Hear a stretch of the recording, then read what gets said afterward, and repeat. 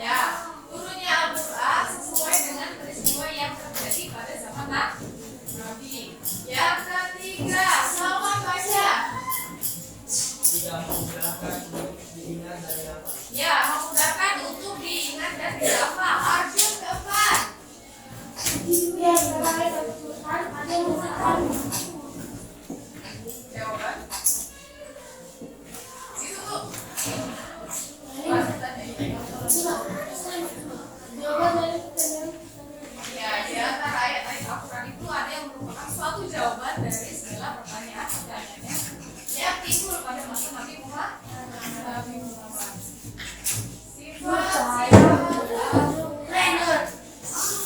Ya,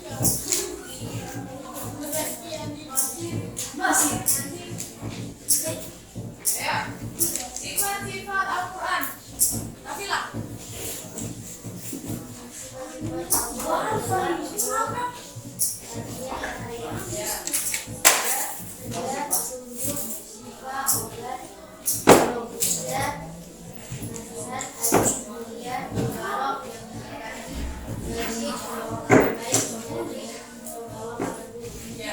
Al-Quran adalah nur atau cahaya. Al-Quran itu memberikan petunjuk bagi umat manusia. Kemudian Al-Quran sebagai obat hati yang sedang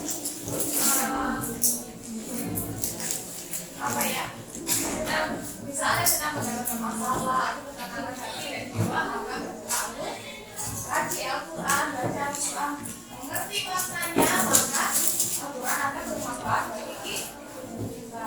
Kemudian Al-Izah, Al-Quran itu berisi nasihat.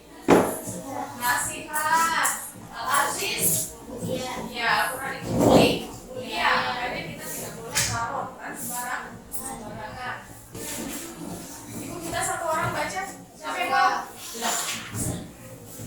Perempuan, siapa yang mau baca? Baca ayat.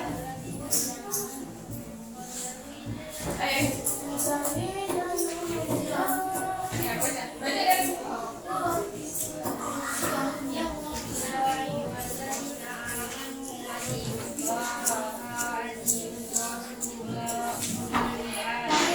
Yang beriman, taatilah siapa?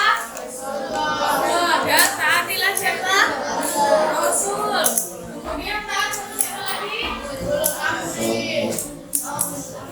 Ya, ulul amri atau pemegang kekuasaan di antara kamu. Jika kamu berbeda pendapat tentang sesuatu, maka ya kembalikanlah kepada Allah, yaitu Allah dan Rasul. Al-Quran itu diturunkan kepada Nabi Muhammad untuk apa? Kepada mereka apa yang mereka perselisihkan tentang ya, berarti menjadi petunjuk dan rahmat bagi orang-orang yang beriman. Lanjutkan kelompok yang kemarin.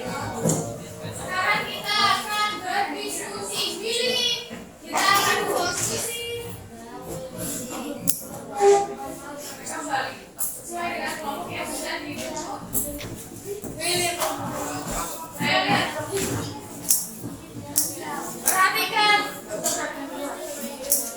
Perhatikan gambar nomor 1. Ya, lihat dari kelompoknya. Oh, belakang lihat dari kelompok. Ayo, diskusi dengan kelompoknya. Nanti kita diskusi dengan kelompoknya.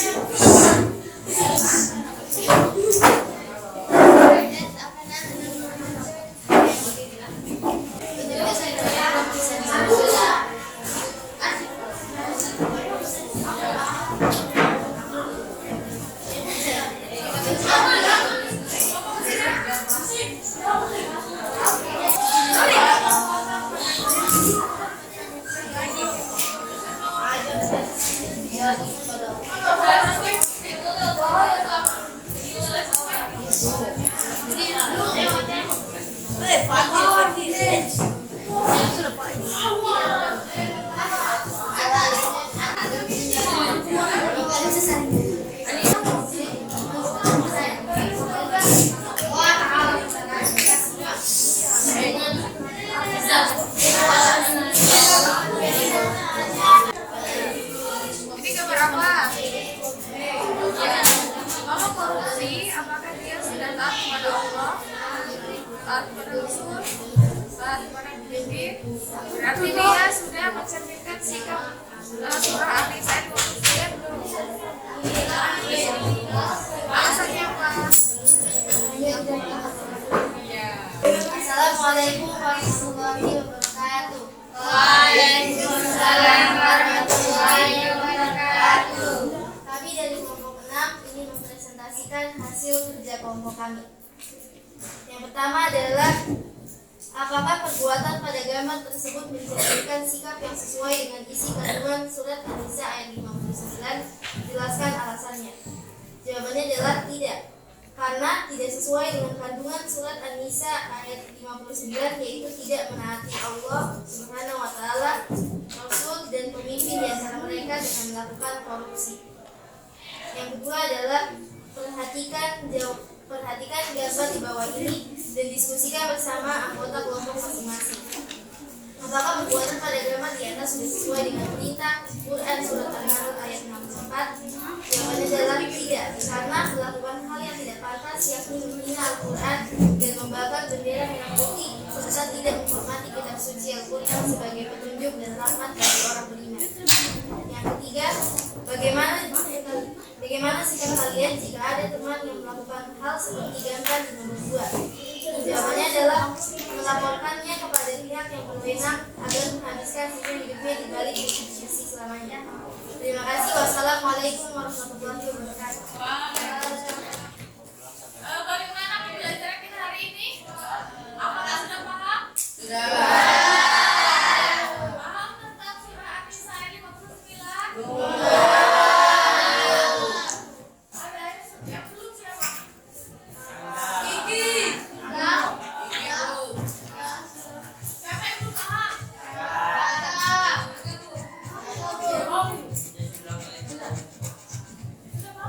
Sudah.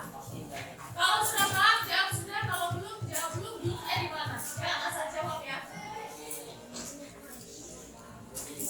Ikut tanya sekali lagi. Apakah sudah paham pembelajaran kita hari ini? Sudah. Paham tentang An-Nisa ayat 59?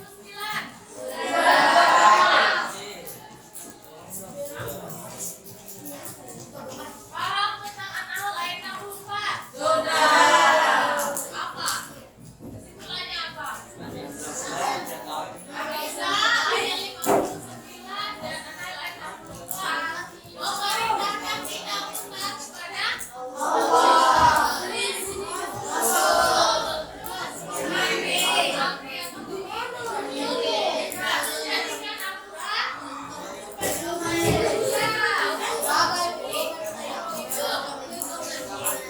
manusia untuk berdoa selamat di dunia dan akhirat.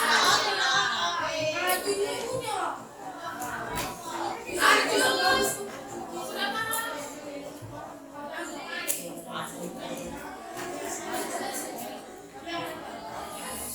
Sebelum kita akhiri pembelajaran kita hari ini, mari kita tutup dengan doa kafaratul majlis.